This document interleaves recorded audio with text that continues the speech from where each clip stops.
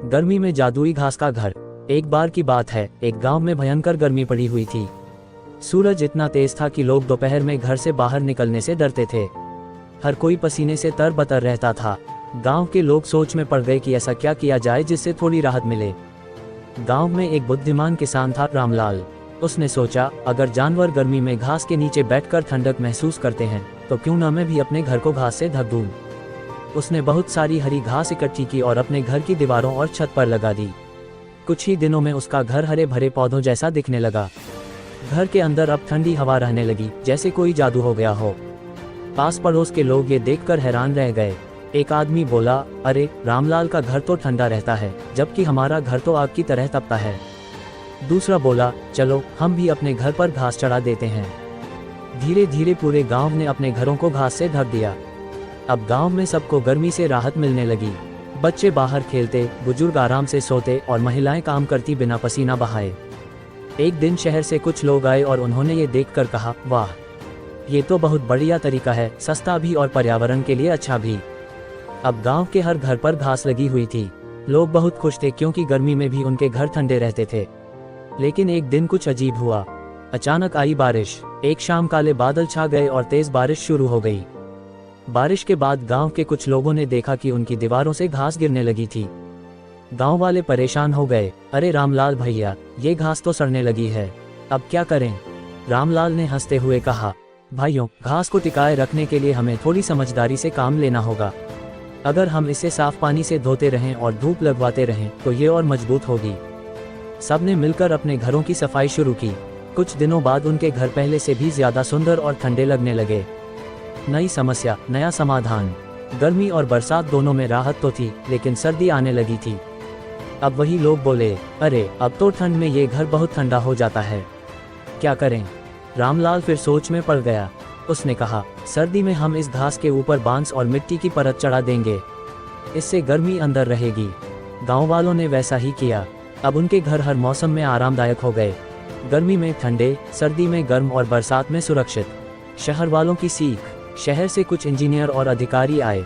उन्होंने गांव का निरीक्षण किया और बोले, वाह, ये तो एक सस्टेनेबल मॉडल है, हम इसे इको फ्रेंडली हाउस कहेंगे। ये तो पूरे देश के लिए उदाहरण है। रामलाल मुस्कुराते हुए बोला, हमने तो बस प्रकृति से सीखा है, अगर हम उसकी इज्जत करें तो वह हमें हर समस्या से बचा लेती है। शहर में जादुई घर की कहानी। गांव में रामलाल के घास के घर की चर्चा दूर दूर तक फैल चुकी थी।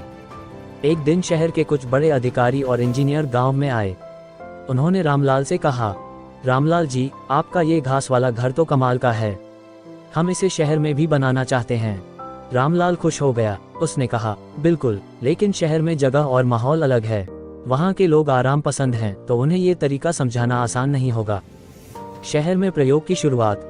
शहर में एक पार्क के पास पहला घास का घर बनाया गया।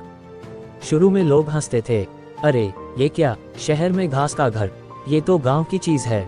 पर कुछ ही हफ्तों में सबकी राय बदल गई। जिस समय बाकी इमारतें धूप में तप रही थीं, घास का घर अंदर से ठंडा और ताजगी भरा था। बिजली का बिल भी बहुत कम आने लगा। बच्चे वहां खेलने आने लगे और बुजुर्ग बोले, ये तो सच में जादू है। रामलाल की प्रसिद्धि। अब रामलाल को शहर में प्रकृति का इंजीनियर कहा जाने लगा। टीवी वाले इंटरव्यू लेने आए, अखबारों में उसकी तस्वीर छपी। लेकिन रामलाल ने विनम्रता से कहा, भाई, मैं तो बस प्रकृति की नकल कर रहा हूँ, असली इंजीनियर तो धरती माता है। गांव और शहर का मेल। शहर के लोगों ने अब अपने घरों की छतों पर पौधे लगाने शुरू किए। दीवारों पर घास की परतें चढ़ाईं और सोलर पैनल लगाए। धीरे धीरे शहर भी हरियाली से भर गया। रामलाल बोला, देखो, जब गांव और शहर दोनों एक दूसरे से सीखें तभी सच्ची तरक्की होती है। धरती को बचाने का मिशन। शहर और गांव दोनों जगह अब घास के घर मशहूर हो गए थे। रामलाल खुश था कि लोगों ने प्रकृति से जुड़ना सीखा।